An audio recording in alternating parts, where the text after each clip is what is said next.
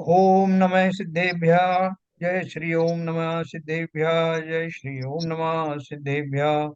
मंगलम भगवान वीरो मंगलम गौतमो गणि मंगलम कुंद कुंदाद्यो जैन धर्मोस्तु मंगलम सर्वमंगल मांगल्यम सर्व कल्याण कारकम प्रधानम सर्वधर्माणां जैनम जयतो शासनम जैनम जयतो शासनम जैनम जयतो शासनम नमः समय साराय स्वानुभूत्या चकाशते चित स्वभावाय भावाय सर्वभावांतरच्छिदे।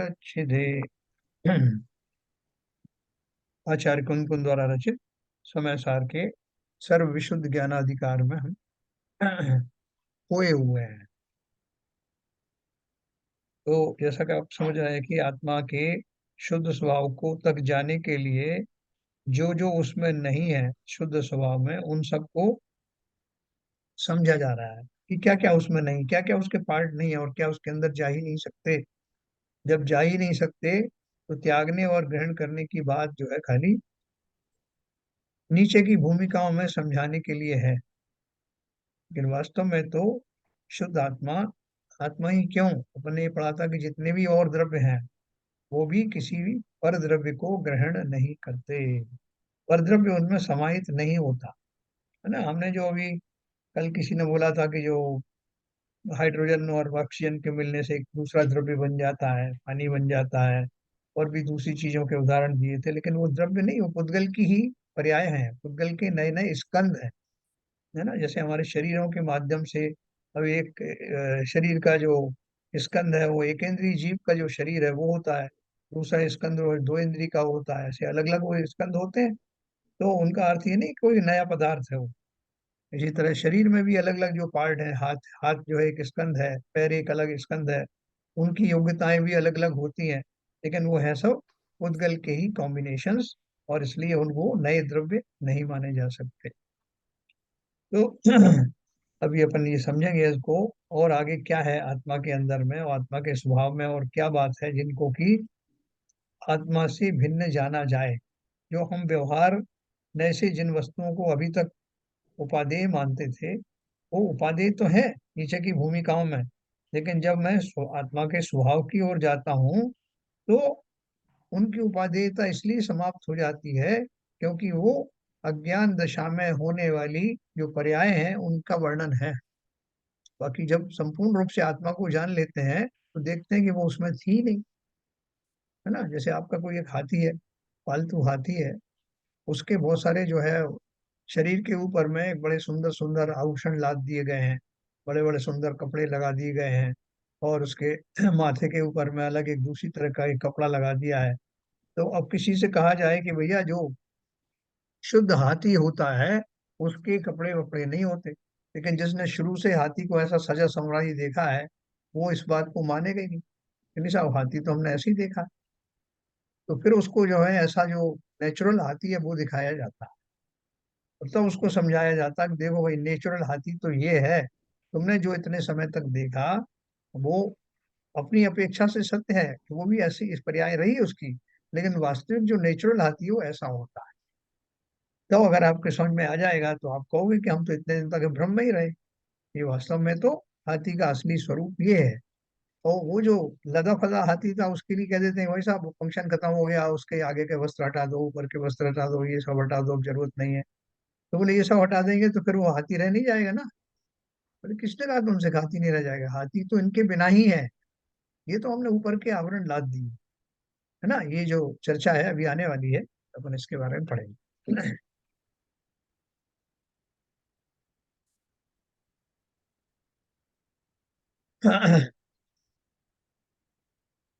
उक्त संपूर्ण कथन का सारांश यह है कि यह अमूर्तिक आत्मा उद्गलमयी मूर्तिक आहार ग्रहण नहीं कर सकता है। कल अपन ने बात करी थी ना कि जो आहार आदि की बात करते हैं कि आत्मा ने भोजन किया, आत्मा ने इतना इतना जो है वो भोजन के कण उसके अंदर से गए, तो बोले कैसे जाएंगे, आत्मा तो अमूर्तिक है, वो बना ही दूसरे आत्म द्रव्यों से बना हुआ, जिसमें कि पौद्गल आदि का कोई लेश नहीं है, उसमें पौद्गलिक वस्तुएं कैसे प्रवेश कर सकती हैं?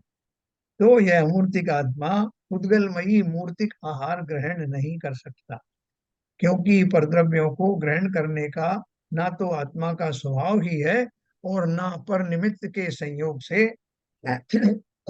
ऐसा करने का आत्मा का स्वभाव भी है। देखो, तो ये भी कहा जाता है, जो जो देव होते हैं ना, भले ही वो जो है व्यंतर देव ही क्यों ना हो, तो कहा जाता है कि उनका जो वैक्रियक शरीर होता है, उस वैक्रियक शरीर को बनाए रखने के लिए उन्हें इस तरह के भोजन आदि की आवश्यकता नहीं होती जो हम और आप करते हैं। तो उनके लिए वो किसी तरह से भी उपादेय नहीं है। तो हम तो क्या क्या क्या कल्पनाएं कर लेते हैं कि नहीं सब वो देवों को उन्होंने जो भोजन रखा और उन्होंने उनको पुरखों को भेजा और यहाँ से सब जगह चला जाता है। कैसी कैसी हमने कल्पनाएं की हुई हैं। तो जब आत्मा की बात करते हैं तो आत्मा तो कैसा है, अमूर्तिक है। और अमूर्तिक द्रव्य में मूर्तिक द्रव्य उसके अंदर में से प्रविष्ट हो नहीं सकता। हमेशा अभाव है ना, एक द्रव्य का दूसरे द्रव्य में अत्यंत अभाव है।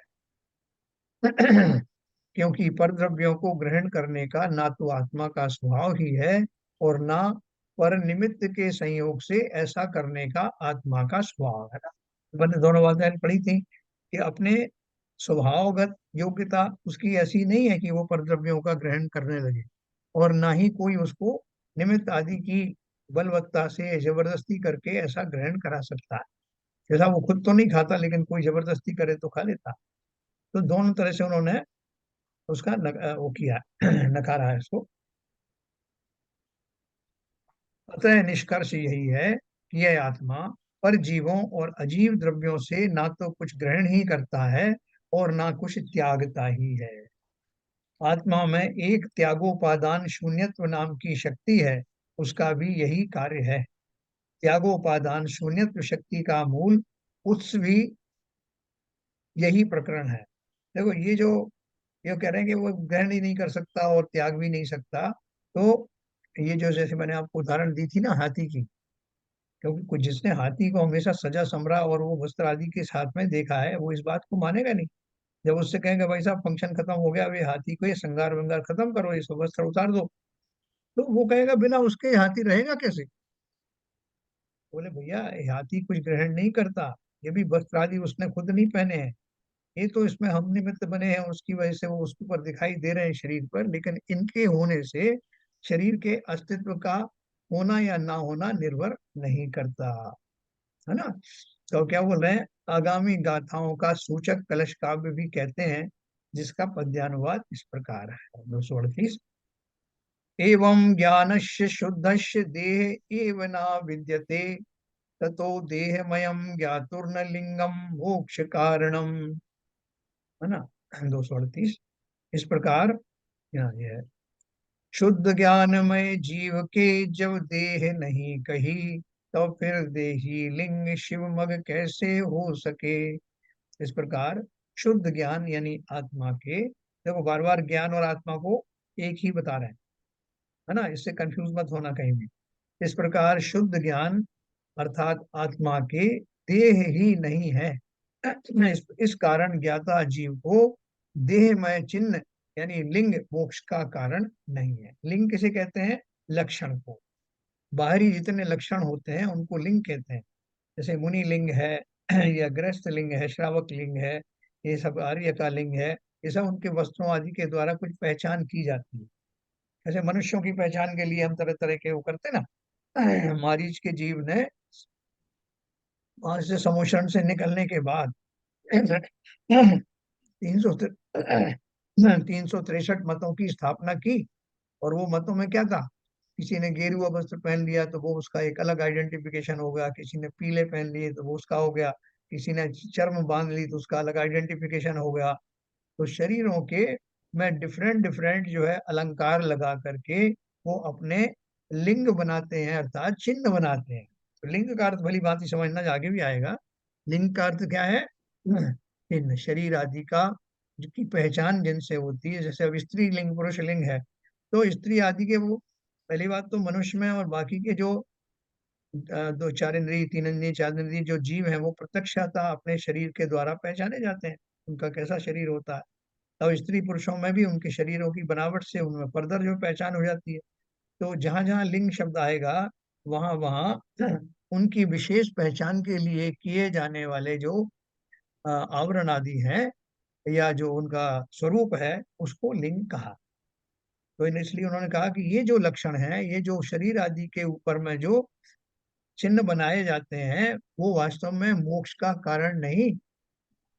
इस कारण ज्ञाता जीव को देहमय चिन्ह, देह के अंतर से पहचानते हैं ना, ये एक इंद्रिय के, दो इंद्रिय के, तीन इंद्रिय से चार इंद्रिय, तो देह से पहचाना तो ये लिंग है ना। तो उन लिंगों से मोक्ष का कारण नहीं है। तो किससे है?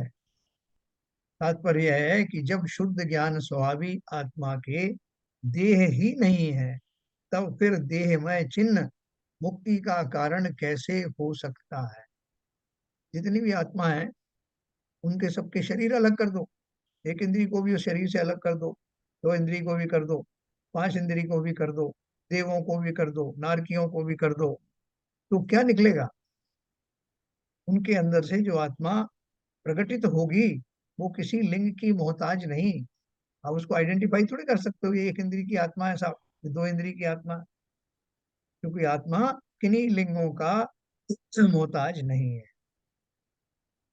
तो बोल रहे हैं तात्पर्य है कि जब शुद्ध ज्ञान स्वाभाविक आत्मा के देह ही नहीं है, तब फिर देहमय चिन्ह यानी लिंग मुक्ति का कारण कैसे हो सकता? अर्थात भावलिंगी संतों के भी नग्न दिगंबर दशा मुक्ति का कारण नहीं है।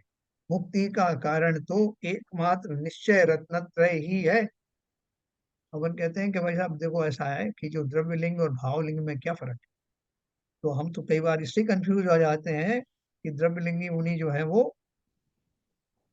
जो नग्न तो रहते हैं, लेकिन उनमें और कोई दोष होते हैं जिसके कारण उनको द्रव्यलिंग कहा जाता है, और भावलिंगी संत भी नग्न रहते हैं। तो फिर दोनों में फर्क क्या है? क्या नग्नता इस बात का प्रमाण है कि वो जीव मोक्ष मार्गी है या नहीं? ये बात अवश्य है कि जितने भी मोक्षगामी साधु आदि होते हैं, मोक्ष मार्गी जो होते हैं, वो उनको द्रव्य लिंग के रूप में नग्नता उनको एडॉप्ट होती ही होती है। बिना उसके तो वो अंतिम परिग्रह जो है वो छूटता नहीं, और उसके कारण से कहीं ना कहीं भावों की वो निर्मलता उत्कृष्टता आती नहीं। तो दिगंबर दशा सभी मुनियों की क्या बोलते हैं उसको द्रव्य लिंग है, और उसमें ऊपर सम्यक दर्शन आदि के साथ होने को उसी देह के साथ उसी रूप के साथ में अगर रत्नत्रय वाला जीव है तो उसको भावलिंगी कहा जाता है। लेकिन ये बोल रहे हैं कि ये जो शरीर की अगर अवस्था को आप मान रहे हो कि अगर जो नग्न हो गया वही उसको मोक्ष का कारण है, तो कितने लोग नग्न हो जाते हैं? तो नग्न होने से मोक्ष मिलता है क्या? ये अवश्य हो सकता है कि जिन जीवों को उस राह पर जब चलते हैं तो अल्टीमेटली समस्त वस्तुओं से उनका मोह समाप्त हो जाने के कारण अंतिम वस्त्र तक छूट जाता है, लेकिन उसको छोड़ देने मात्र से कोई मोक्ष का अधिकारी हो नहीं जाता ना। ये तो बहुत अच्छे से समझना इस बात को। अर्थात भावलिंगी संतों के भी नग्न दिगंबर दशा मुक्ति का कारण नहीं है। भावलिंगी की बात कही, नहीं तो आप बोलते हैं कि नहीं साहब वो भावलिंगी की बात अलग है, वो जो नग्न रहते हैं वो अवश्य ही मोक्ष का कारण होता है, और जो द्रव्यलिंगी है चूंकि वो रत्नत्रय के पालक नहीं है इसलिए उनकी दिगंबर दशा जो है मोक्ष का कारण नहीं है, ऐसा नहीं। दोनों ही के केस में वो नग्न दिगंबर दशा वास्तव में वो स्वयं ही मोक्ष का कारण नहीं है।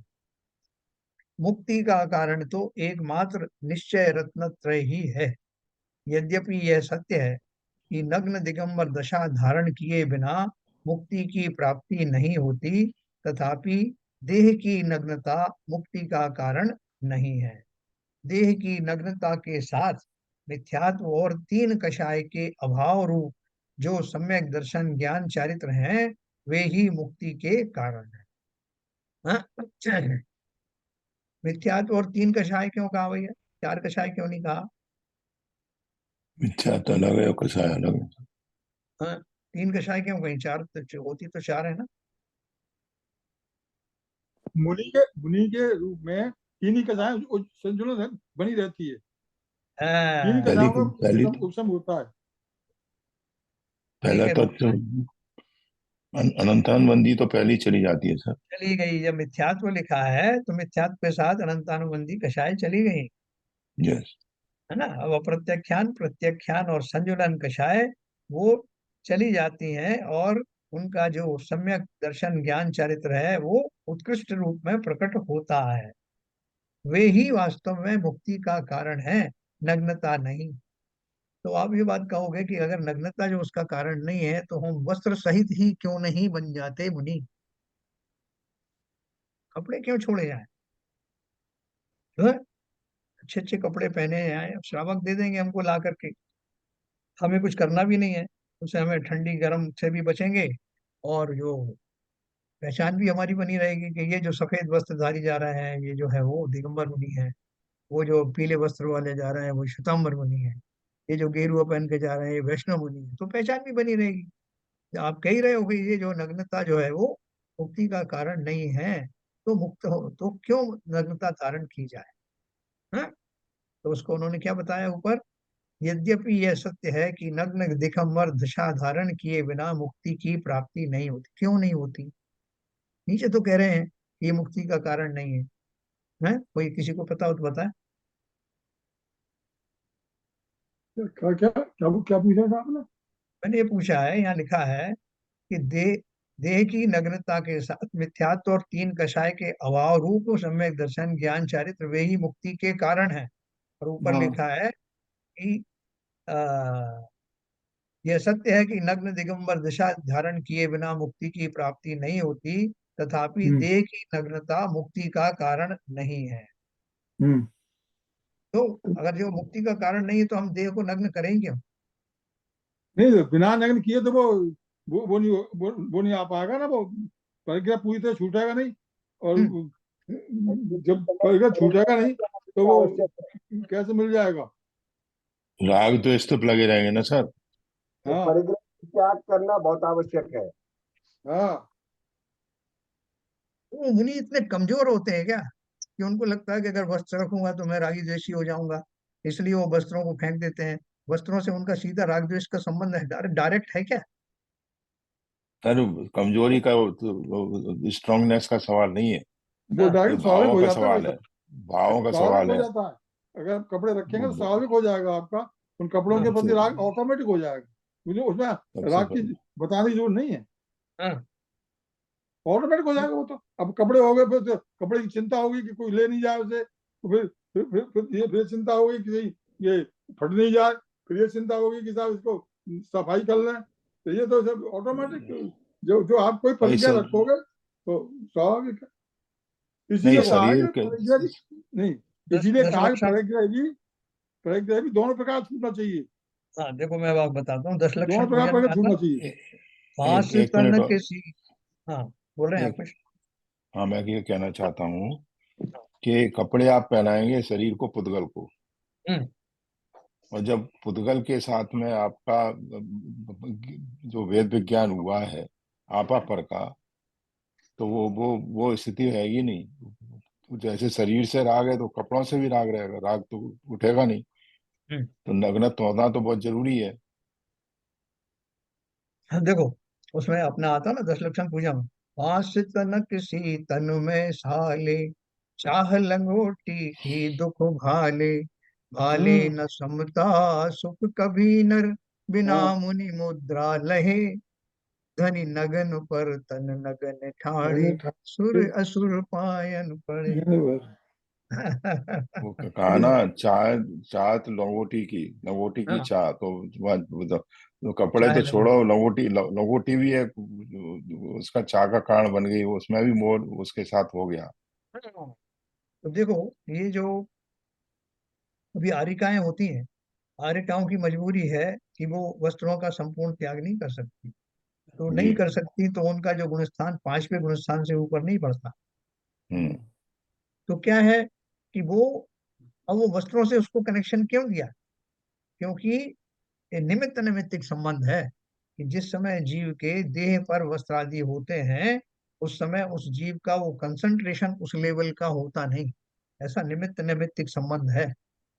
तो जब जैसे भरत जी को जब वैराग्य हुआ तो वो वस्त्र त्यागने के लिए थोड़ी गए थे कि चलो भाई साहब मैं फॉर्मल तौर पर मैं वस्त्र और आभूषण छोड़ के आता हूँ कहीं जंगल में, जिससे मुझे केवल ज्ञान हो जाए।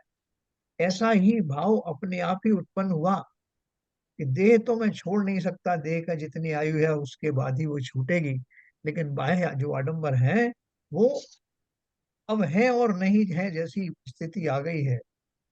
ध्यान में तो रत्नत्रय की माला चल रही है और बाहर में आभूषण अपने आप एक एक करके नीचे आ रहे हैं। यानी धन्य है वो चिंतन की स्थिति, उस समय के जो उनके भाव हैं। वहां ये भी नहीं बहुत गौर से सोच रहे हैं कि अब मैंने कंगन निकाला और अब मैंने हार निकाल रहा हूँ, सब कचरा समझ करके अपने आप निकलता चला जाता है और वो जीव अपने रत्नत्रय के चिंतन में मग्न रहता। उस स्थिति की आप कल्पना करें, वह वस्त्र आदि को छोड़ने के भाव भी ना छोड़ने जैसे ही होते हैं। शरीर आदि, शरीर भी छूटेगा, शरीर भी देह, देह भी आत्मा का अंग नहीं, ऐसा उनको भली भांति पता हो। तो जिन्होंने जबरदस्ती नग्नत्व धारण किया, जैसा हमने सुना है कि नग्न होने से, मुनि बन होने से मोक्ष चले जाते हैं, तो उस अपेक्षा से बात कर रहे हैं कि नग्नता वास्तव में मुक्ति का कारण नहीं, वास्तव में तो उसके साथ होने वाले रत्नत्रय के जो भाव हैं वही प्रबल रूप से उसके जिम्मेवार होते हैं, जो वस्त्रादि के निकलने में भी निमित्त बनते हैं और जो आगे का संयम आदि धारण करने में भी निमित्त बनते हैं। ये यहाँ द्रव्यलिंगी मुनि की बात कर रहे हैं। हाँ, द्रव्यलिंग किसे कहते हैं? शरीर से मतलब वस्त्रों का निकल जाना वो द्रव्यलिंग है। यस। और असली द्रव्यलिंगी जब मुनि कहते हैं, द्रव्यलिंग का मैंने आपको विश्लेषण बताया, और द्रव्यलिंगी मुनि जिन्हें कहते हैं उनका आचरण, उनका 28 मूल गुणों का पालन होगा, पंच महाव्रत का पालन होगा, और अगर वो भावलिंगी नहीं बने हैं तो सम्यक दर्शन भले ही ना हो, लेकिन अपनी बाहरी भूमिकाओं में जैसा कि उन्हीं की दशा होती है, वो सारे नियम संयम को विधिवत पालन करने वाले होते हैं। वो कोई ऐसे घृणा के योग्य नहीं, शिथिलाचारी भी नहीं। हम द्रव्यलिंग की किसको बोलते हैं कि जो बाहर में शरीर से वस्त्र आदि का निकल जाना, और इतना ही नहीं 28 मूल गुणों का यथावत पालन होना, पंच महाव्रत का यथावत पालन होना, किसी तरह का शिथिलाचार नहीं होना, वो द्रव्यलिंगी मुनि है। ऐसे द्रव्यलिंगी संत को सम्यक दृष्टि, ये जानते हुए भी कि ये सम्यक दृष्टि नहीं है, लेकिन उनकी विशेष साधना और तपस्या के कारण सम्यक दृष्टि भी उनको नमन करता है। हाँ सही बात। ठीक है। अब क्योंकि वही द्रव्यलिंग जो है एक दिन भावलिंग बन जाएगा, उसमें दिक्कत क्या है? सम्यक दर्शन की प्राप्ति होते ही वो भावलिंगी संत कहलाने लगेंगे। तो इन देखिए दोनों ही 28 मूल गुणों में से कर एक भी गुण जो है नहीं है तो मुनि नहीं है। शास्त्रों में तो उनको ऐसा ही लिखा है, लेकिन हाँ अपन काम मुनि चला नहीं है। लेते हैं। अपन काम चला लेते हैं, कोई बोलता है कि साहब देखो ये जो आप द्रव्य चढ़ाते हो, 8 द्रव्य चढ़ाते हो, इसमें से आप फल के रूप में कहीं बादाम रख देते हो, कहीं लौंग रख देते हो, ये असली फल थोड़ा है, प्रतीक रूप से है। ये आपने चावल रख दिया अक्षत की जगह पर, या आपने जो नैवेद्य की जगह पे ये चटक रख दी, तो इसी तरह से उन मुनियों को भी मान लो ना। वो अगर नहीं वो माना जा अट्ठाईस सकता, वहाँ नहीं माना जा सकता। अट्ठाईस यहाँ तो मान सकते हो, वहाँ नहीं माना जा सकता। क्योंकि 28 अट्ठाईस गुणों से अगर एक गुण भी खराब हो गया, कम हो गया, या उसमें शिष्टाचारी आ गई, तो वो जो है मुनि ही नहीं है, शास्त्रों में लिखा है। तो अपन को क्या करना चाहिए? ये बात जान करके अपन सबको पहचानने जाए क्या, कौन 28 मूल गुणों का पालन कर रहा है, कौन नहीं कर रहा नहीं है? नहीं नहीं भाई साहब, अगर अगर आपको स्पष्ट दिखाई दे रहा है, जी। नहीं ये आप तलाश मत करिए, हाँ। आपको स्पष्ट दिखाई दे रहा है तो आपके भाव कैसे बनेगा आप बताइए। आपको सामने दिखाई दे रहा है तो आपके बराबर। भाव कैसे बनेंगे बताइए। आप बताइए। तो अपन को क्या चाहिए? पहले तो वो जाने कि 28 मूल गुण क्या होते हैं, हमें ही पता होना चाहिए। अब 28 अरे मूल तो ये गुण जो कौन से होते स्वाध्यायी आदमी की बात हो रही है, या हैं? कि हाँ, आप ऐसे ही हो रही है, बराबर। स्वाध्यायी हम लोग, तो हमें तो दिखाई देगा ना। तो हमको दूसरों को जाके परीक्षण करना है, या स्वयं जब मुनि बने तो इस तरह के मुनि बने जिसमें ये दोष ना हो, अपनी बात करें या दूसरों की करें। परीक्षण के लिए नहीं नहीं है तो भाई सही।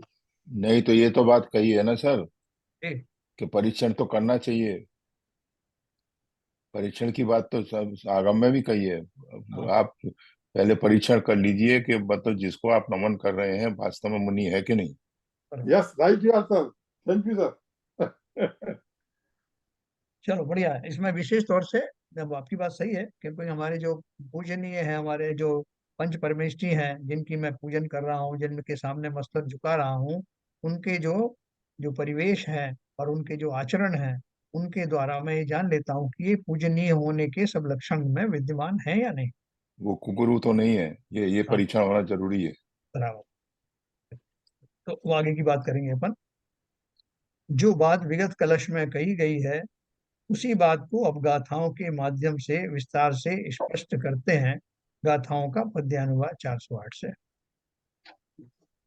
पाषंडी लिंगाणि वाग्हि लिंगाणि वा बहुपयाराणि केत्वं वन्दति मूढ़ा लिंगमिळं मोक्षमग्गोति न दुहोदि मोक्षमग्गो लिंगम जम देहनिमम् अरिहा लिंगम उहितुदंसण नाण चरितानि सेवन्ति। 408 409। 410 भी पढ़ लेते हैं। नबी एस मोक्ष मग्गो पाषंडी गिहिम यानि लिंगानि दंसन नाण चरितानि मोक्ष मग्गम जना बेंती। है ना, दंसन नाण चरितानि ने दर्शन ज्ञान चरित्र। तमहा जहितु लिंगे सागारण गार एहिम व गहिते दंसन नाण चरिते अपाणम जुंज मोक्ष पहे। हमने 408 409। 10 11 4 है, इसकी संस्कृत पढ़ लीजिए सर। हाँ, पढ़ लेते हैं। पाषाणि लिंगानि वा ग्रहलिंगानि वा बहु प्रकाराणि गृहीत्वा वदन्ति मूढा लिंग लिंगमिदं मोक्षमार्ग इति। न तु भवति मोक्षमार्गो लिंगम यद्देह निर्ममा अर्हतः लिंगम मुक्त्वा दर्शन ज्ञान चारित्राणि सेवन्ते नाप्येष मोक्ष मार्ग है। पाषंड ग्रहम यानी लिंगानि दर्शन ज्ञान चरित्राणि मोक्ष मार्गम जिना ब्रुवन्ति तस्मात् जहित्वा लिंगानि सागारै रैर्नगार कैर्वा गृहीतानि दर्शन ज्ञान चरित्रे आत्मानं युक्ष मोक्ष पथे। हाँ, यहाँ से शुरू करें ना। ग्रहण कर मुनि लिंग या ग्रह लिंग विविध प्रकार के यह लिंग ही है मुक्ति मग यह कहे कतिपय मूढ़ जन। है ना, देखो ऊपर ही लिखा है ग्रहण कर मुनि लिंग या ग्रही लिंग विविध प्रकार के। गृहस्थों को भी बहुत सारे लिंग होते हैं। यह लिंग ही है मुक्ति मग यह कहे कतिपय मूढ़ जन। पर मुक्ति मग्ना लिंग क्योंकि लिंग तज अरहंत जिन निज आत्म अरुषद ज्ञान दर्शन चरित का सेवन करें। देखो, मुनि भी तरह तरह के होते हैं। अपन जैन मुनि के अलावा भी देखते हैं ना, ये सब बौद्धों के जो मुनि हैं, या जो है जैनियों में श्वेतांबरों के मुनि हैं, या श्रावकों में अलग अलग होते हैं कि हमारे जो ब्रह्मचारी है उनका अलग जो है वो लिंग है, कारिकाओं का अलग है, अलग क्षुल्लक का अलग है। और वहां पर जैसे थानक वासियों की पट्टी अलग होती है, तेरापंथी वालों की अलग होती है। तो ये सब अलग अलग जो पहचान बना ली उन्होंने, और अपना अपना अलग अलग पंथ बनाने के लिए ये जो पहचान के चिन्ह बनाए हैं, इन्हीं को लिंग कहा है। तो कह रहे हैं कि जो हिंदी में आएगा अभी,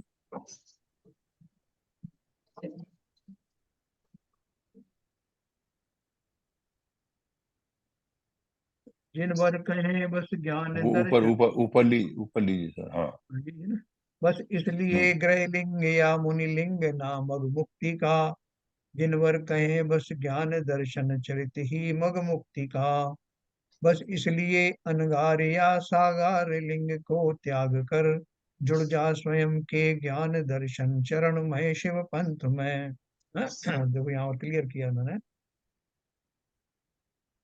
बहुत प्रकार के पाखंडी, ब्रैकेट में मुनि लगा दिया, मतलब पाखंडी कौन से, मुनि रूप से जो छद्म वेश में आ जाते हैं।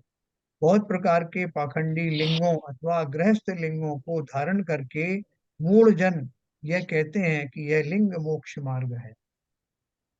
हाँ, कोई भगवा वस्त्र पहन करके आ जाते हैं तो वो भी कहते हैं, परंतु लिंग मोक्ष मार्ग नहीं है, क्योंकि अनंत देव लिंग को छोड़कर अर्थात लिंग पर से दृष्टि हटाकर दर्शन ज्ञान चारित्र का सेवन करते हैं।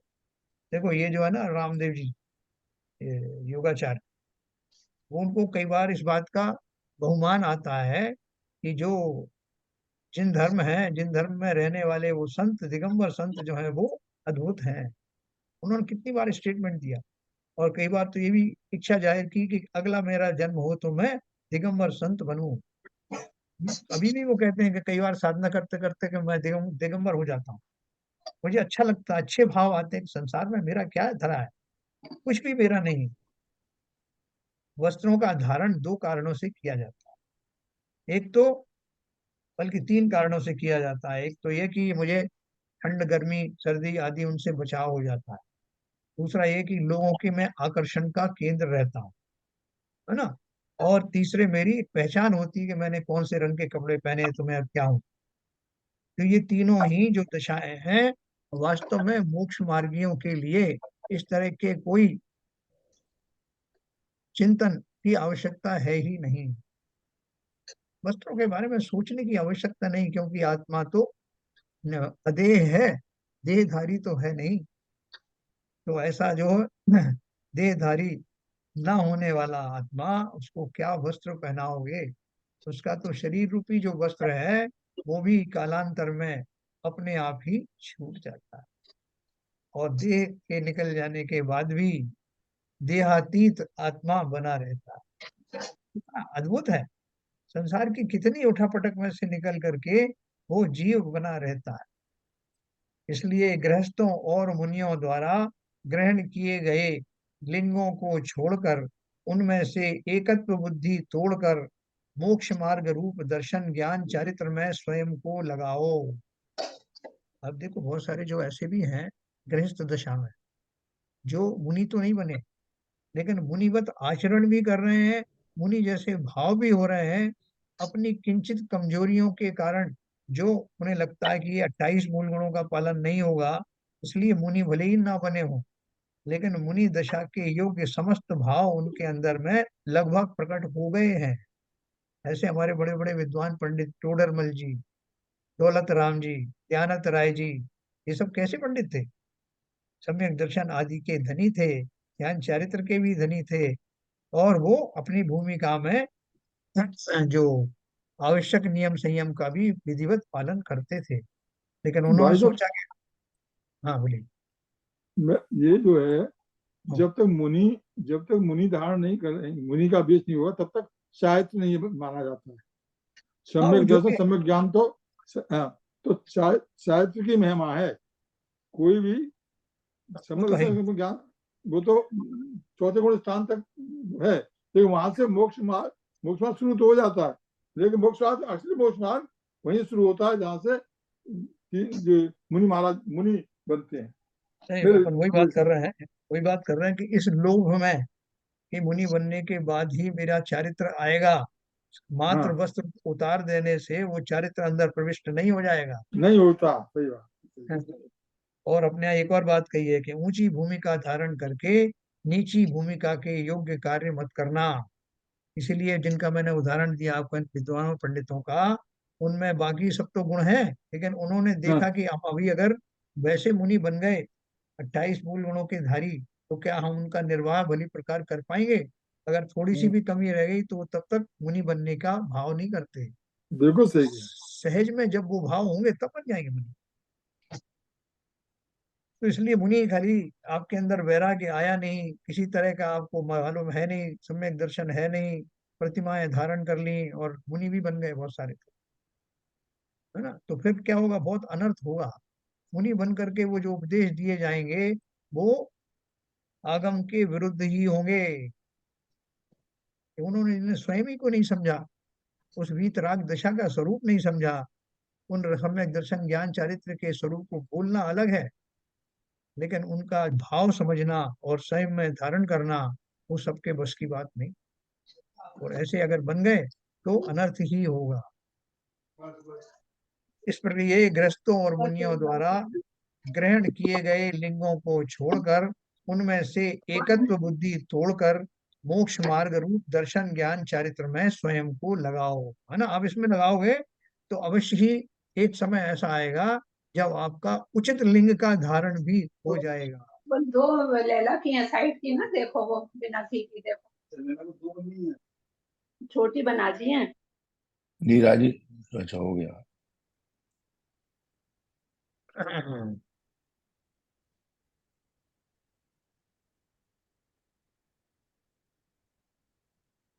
गृहस्थी में महिलाओं का जो है बीच बीच में अब किसी का इंटरफेरेंस हो जाता है तो उन्हें बात करनी पड़ती है। एनीवे, इन गाथाओं का भाव आत्मख्याति में इस प्रकार स्पष्ट किया गया है। कितने ही लोग अज्ञान से द्रव्य लिंग को मोक्ष मार्ग मानते हुए मोह से द्रव्य लिंग को ही धारण करते हैं, परंतु यह ठीक नहीं है, क्योंकि सभी अरहंत भगवंतों के शुद्ध ज्ञानमयता होने से द्रव्य लिंग के आश्रयभूत शरीर के ममत्व का त्याग होता है। इसलिए शरीर आश्रित द्रव्य लिंग के त्याग से सम्यक दर्शन ज्ञान चारित्र की मोक्ष मार्ग रूप से उपासना देखी जाती है ना। देखो, अभी वो ब्रह्मचारी बने, थोड़े दिन तक ब्रह्मचारी रहे, फिर चले गए महाराज के, महाराज हमको क्षुल्लक दीक्षा दे दो। और कोई ने तो सीधा सीधा बोला कि हमको सीधा मुनि दीक्षा दे दो। और वो मुनि दीक्षा मांगने गए, उसमें कई तरह के भाव हो सकते हैं। किसी ने तो इसलिए कहा कि मैंने देखा है कि ये लग क्षुल्लक को कोई पूछता नहीं है, मुनि बन जाओ, देखो कितनी पूछ होती है, बहुत रिस्पेक्ट मिलता है, तो वो धारण कर लो। तो किसी किसी ने, हाँ नहीं, वो जैसे भी देते हैं, जो बनने वाला है उनके भाव बता रहा हूँ कि उसके जो भाव होते हैं। एक तो पहली दशा तो वही है कि जिनके वास्तव में उस अवस्था से आगे बढ़ने के भाव आते हैं वो वास्तव में मुनि बनने के योग्य होते हैं। लेकिन जिनके वैसे भाव तो आए नहीं है, वो अभी जो जिस भूमिका में थे, ब्रह्मचारी थे या अलग शुल्लक थे, उसी भूमिका का निर्वाह ठीक से नहीं कर पा रहे थे। और आगे की भूमिका का इसलिए लोभ आया कि भैया एक तो इससे अपने को मान सम्मान विशेष मिलेगा, और दूसरा ये शास्त्रों में लिखा है कि मुनि बने बिना मोक्ष होता नहीं, इसलिए बन रहा है। तो यहाँ क्या लिखा है, कितने ही लोग अज्ञान से द्रव्य लिंग को मोक्ष मार्ग मानते हुए, यानी वस्त्र आदि को छोड़ने का, मोह से द्रव्य लिंग को ही धारण करते हैं, परंतु यह ठीक नहीं, क्योंकि सभी अनंत भगवंतों के शुद्ध ज्ञानमयता होने से द्रव्य लिंग के आश्रयभूत शरीर के ममत्व का त्याग होता है ना। जो भी अनंत भगवान है उनको क्या है, शरीर से उनको कोई मोह नहीं होता, प्रबल वेद विज्ञान होता है। आपकी ऐसी स्थिति आ गई है क्या? अगर आ गई है तो करो। इसलिए शरीर आश्रित द्रव्य लिंग के त्याग से सम्यक दर्शन ज्ञान चारित्र की मोक्ष मार्ग रूप से उपासना देखी जाती है। तो बोल रहे हैं कि ये इनडायरेक्टली इस बात का सूचक है कि उस जीव को प्रबल भेद विज्ञान हुआ है और देह से उसका वास्तव में उदासीनता प्रकट हुई है, देह से उसको ममत्व समाप्त हो गया है, इसलिए वो मुनि बनने के मार्ग पर चला है।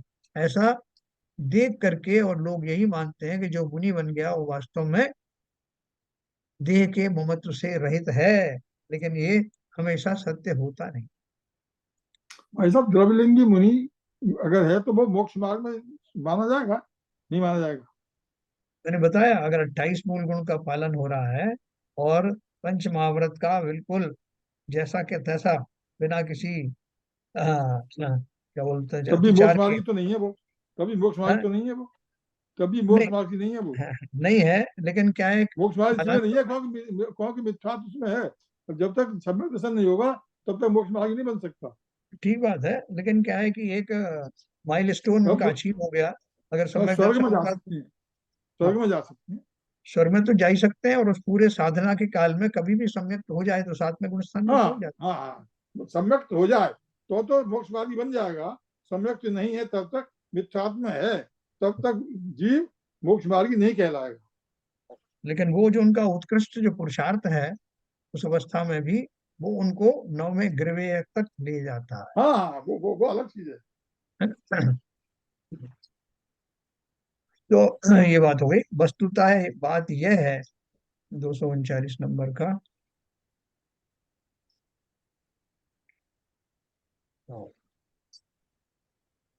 वस्तुतः बात यह है कि द्रव्य लिंग मोक्ष मार्ग नहीं है। जो आप कह रहे हैं ना, हाँ, वो इसी का तो आंसर आया। आ गया वस्तुतः क्या? बात वस्तुतः बात यह है कि द्रव्य लिंग मोक्ष मार्ग नहीं है। अरे यार मेरे पास क्योंकि मैं तो वैसे ही मैं तो आपसे कह उठा, मुझे हाँ, पता है। ठीक। क्योंकि वह द्रव्य लिंग शरीर आश्रित होने से परद्रव्य है। दर्शन ज्ञान चारित्र ही मोक्ष मार्ग है, क्योंकि वे आत्माश्रित होने से स्वाद्रव्य हैं। किसके वस्त्र, कैसे वस्त्र?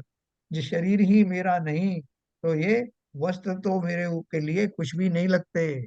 तो बोले कि छोड़ो, फिर शरीर को क्यों रखे हुए हो, शरीर का परिग्रह क्यों पाला हुआ है आपने? तो बोले भैया ये तो मजबूरी है। जब तक आयु कर्म है विद्यमान, तब तक इस पर्याय में जो प्राप्त हुआ शरीर है वो बना रहता है। शरीर के बने रहने पर भी उससे ममत्व छोड़ा जा सकता है, छूट ही जाता है। वही तो भावलिंगी संत की दशा होती है। चूंकि द्रव्य लिंग मोक्ष मार्ग नहीं है, इसलिए सभी द्रव्य लिंगों का त्याग करके दर्शन ज्ञान चारित्र में ही स्थित हो। सम्यक दर्शन ज्ञान चारित्र ही मोक्ष मार्ग होने से इनमें ही आत्मा को लगाना योग्य है, ऐसी सूत्र की अनुमति है।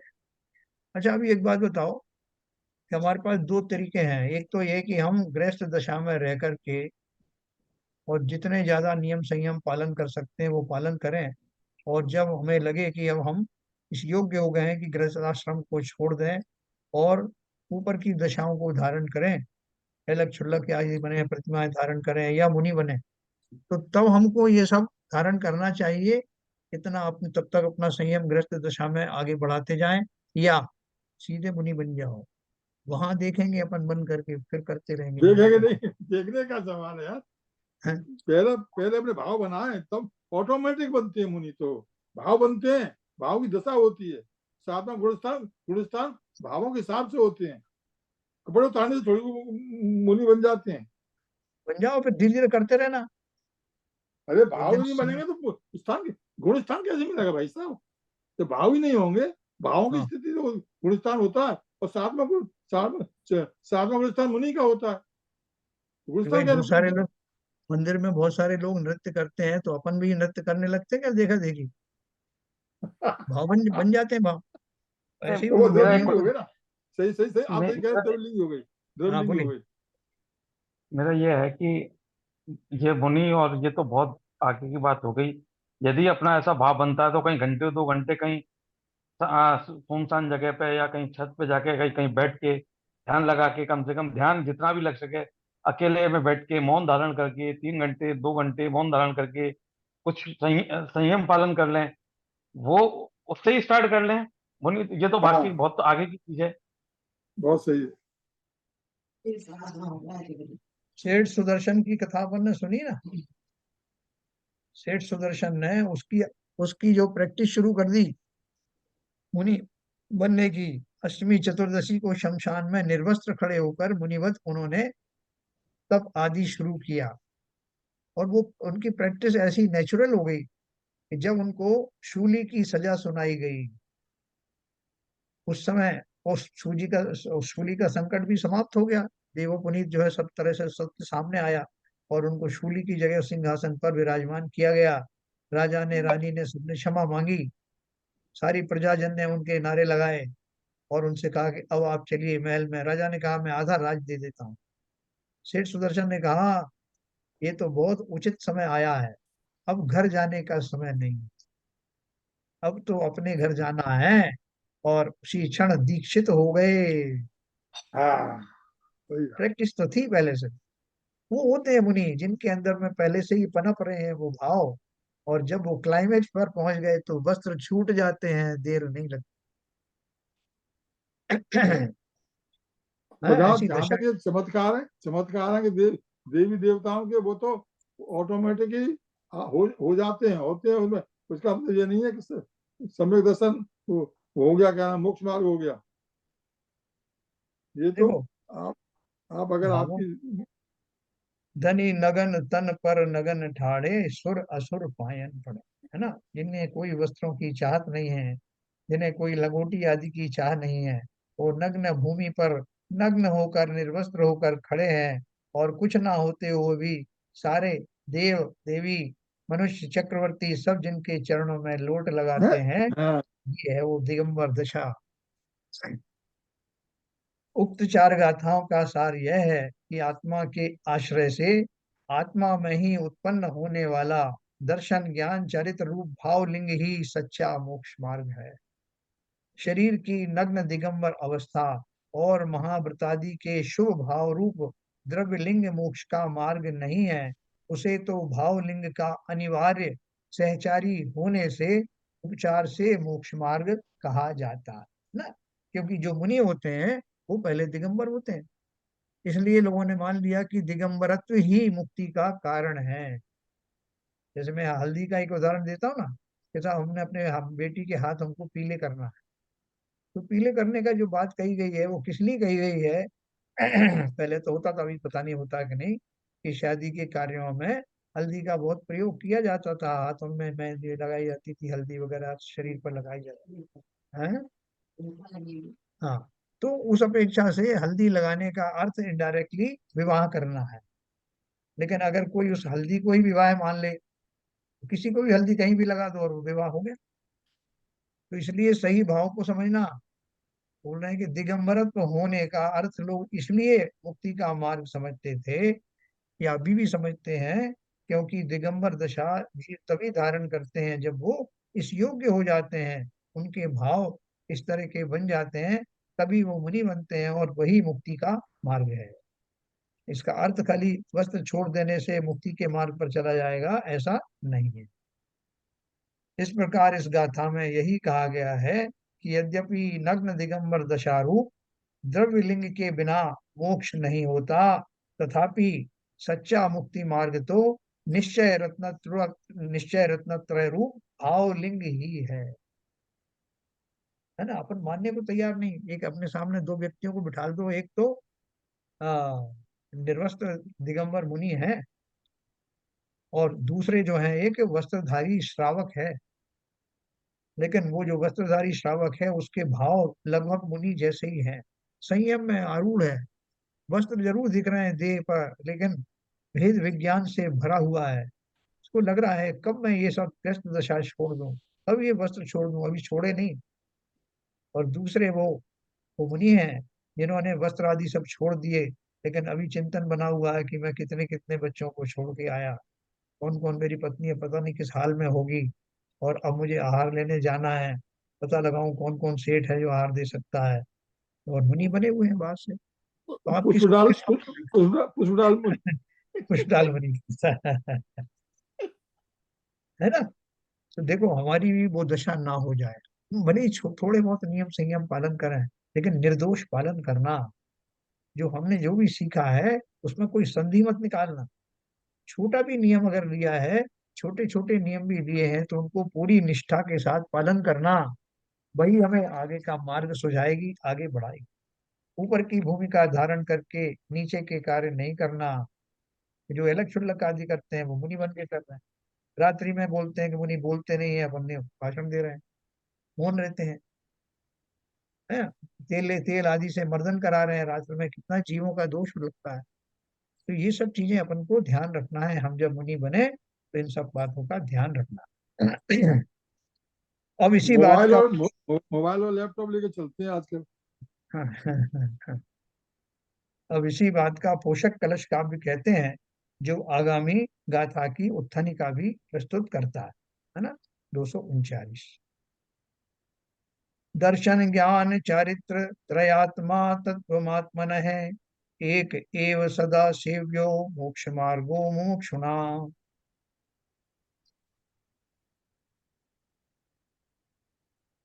मोक्ष मार्ग बस एक ही रत्नत्रयमय होए, अतः मुमुक्षु के लिए वह ही सेवन योग। मुमुक्षु किसे कहते हैं बताओ भाई? मोक्ष की इच्छा मुमुक्षु करने वाला, मोक्ष की मोक्ष इच्छा क्या करने वाला। करने वाला? हाँ, जो मोक्ष चाहता है, वास्तव में जो मोक्ष यानी मुक्ति दशा को धारण करना चाहता है, संसार से मुक्त होना चाहता है, वो मुमुक्षु है। एक्चुअली समझा? मोक्ष मार्ग पर चलने वाला, इच्छा करने हाँ वाला नहीं था, मोक्ष मार्ग हाँ पर चलने वाला। हाँ हाँ, बराबर। सही सही सही कह रहे भाई साहब, सही इच्छा आप। करेगा तो कभी मोक्ष मार्ग मिलेगा ही नहीं। इच्छा तो बहुत लोग कर लेते हैं, लेकिन वो हाँ, इच्छा जो नहीं, उनकी सही। मोक्ष मार्ग पे जो चल रहा है हाँ। उसको मुमुक्षु कहते हैं। तो अभी अपन तो किसी को एक समुदाय विशेष के लोगों को मुमुक्षु कह देते हैं। हाँ, ये सब वो मुमुक्षु लोगों की बात हमको अच्छी नहीं लगती। वो हमेशा आत्मा आत्मा की बात करते रहते हैं, आत्मा के अतिरिक्त वो कुछ है ही सब नहीं। हाँ। व्यावहारिक मिथ्यात्व है वो सर, उसमें ना, उसमें पढ़ने से कोई फायदा नहीं। नहीं, अपन क्या है, दूसरों को अगर मुमुक्षु कह रहे हैं कि वो मुमुक्षु लोग, तो इसका अर्थ क्या है? मैं मुमुक्षु नहीं हूँ। मुमुक्षु को गाली दे रहे हैं। है ना, ये तो एक हमारा एक वो क्या कहना चाहिए, सद्वचन है। हमारे लिए किसी ने अच्छे मुमुक्षु तो शब्द कहे मुमुक्षु, पवित्र पवित्र शब्द है, शब्द है, एक टाइटल है। उसकी अवमानना हो रही है। तो एनीवे, मोक्ष मार्ग बस एक ही रत्न त्रयमय होए, अतः मुमुक्षु के लिए वही सेवन योग। है ना, आत्मा का तत्व दर्शन ज्ञान चारित्र त्रयात्मक है, इसलिए मुमुक्षुओं के लिए दर्शन ज्ञान चारित्र स्वरूप इस एक मोक्ष मार्ग का सेवन करना चाहिए।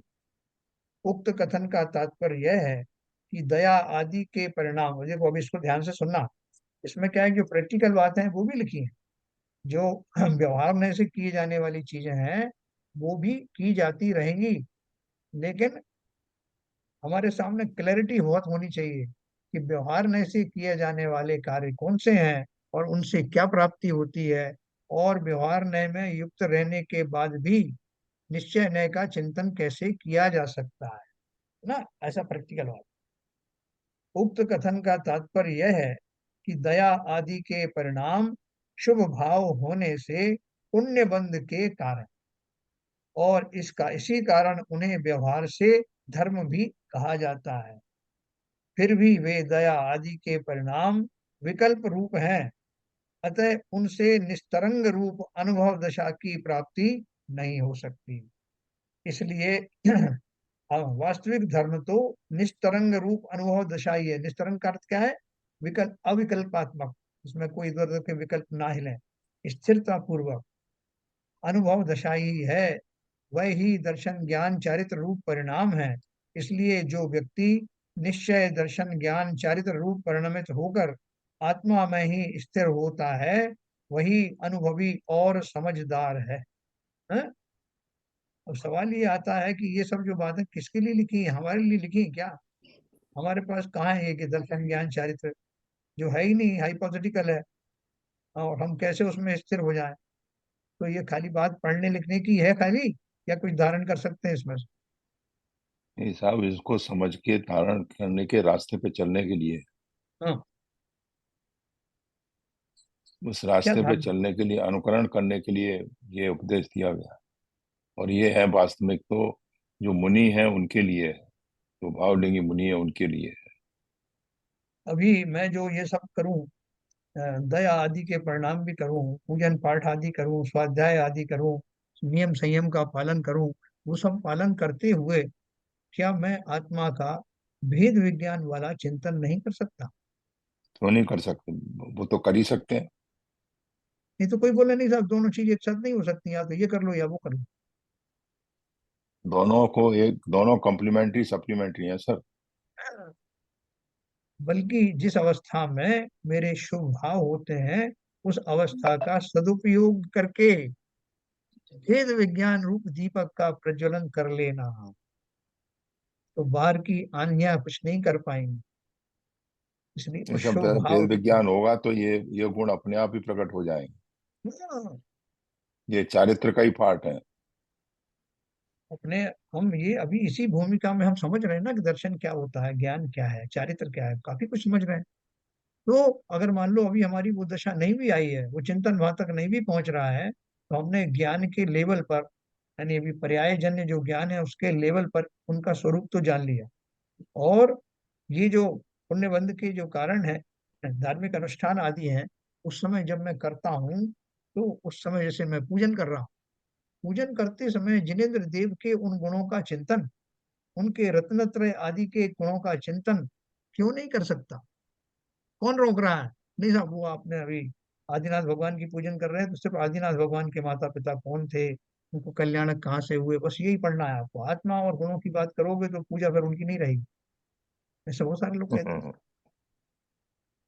तो इस दुविधा से हट जाना, जब भी आपके शुभ भाव बन रहे हैं, उन शुभ भावों के का सहारा लेकर उसके बीच में स्व में खो जाना, भेद विज्ञान के लिए प्रयत्न करना, बहुत जल्दी उपलब्धि की प्राप्ति होगी। ठीक है सर, जो बात अगर जगत कलश में। भाई साहब हाँ अगर अगर हम लोग जैसे पार्श्वनाथ भगवान है या आदिनाथ भगवान है, आदिनाथ भगवान मान करके पूजा करेंगे पर्याय की, तो हम में और हिंदुओं में क्या अंतर रह गया? हाँ, बिल्कुल। वो भी पर्याय को हम वही मानते हैं, हम भी हम पर्याय को वही ही मान के करें। चल रहे हैं। देखो, हम भी अभिषेक आदि करते हैं तो हम इसी भाव से ही कर रहे हैं।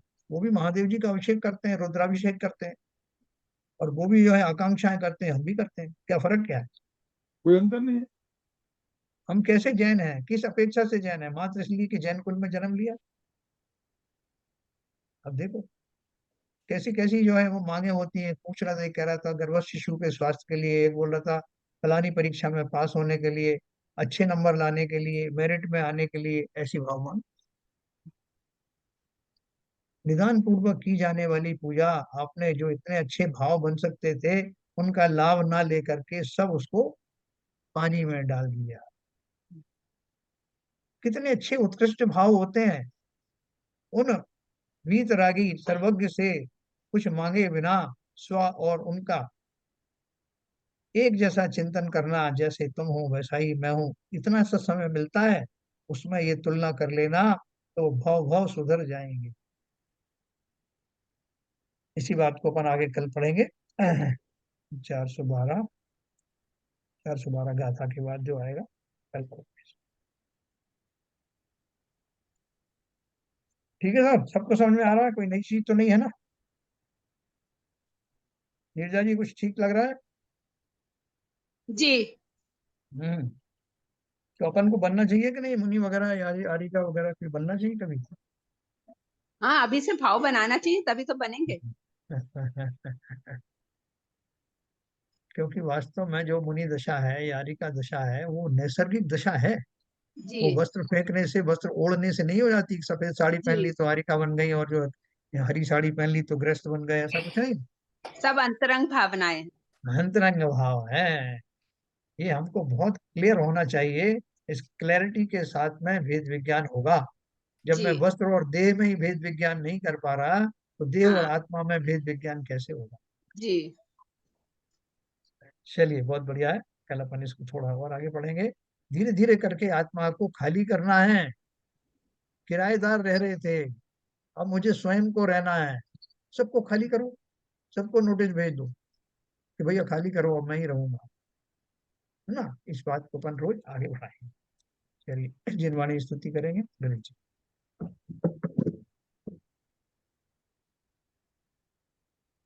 शतम नाश वेको ज्ञान के प्रकाश वेको अपपर भास वेको भानु सी बखानी है।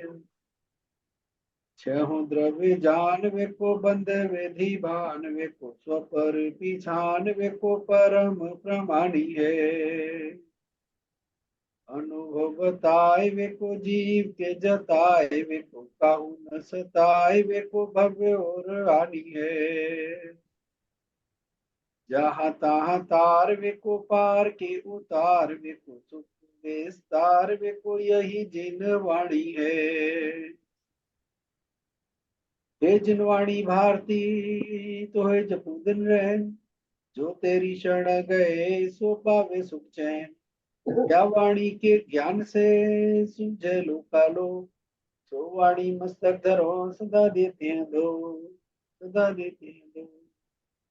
जिनवाणी माता की जय। जय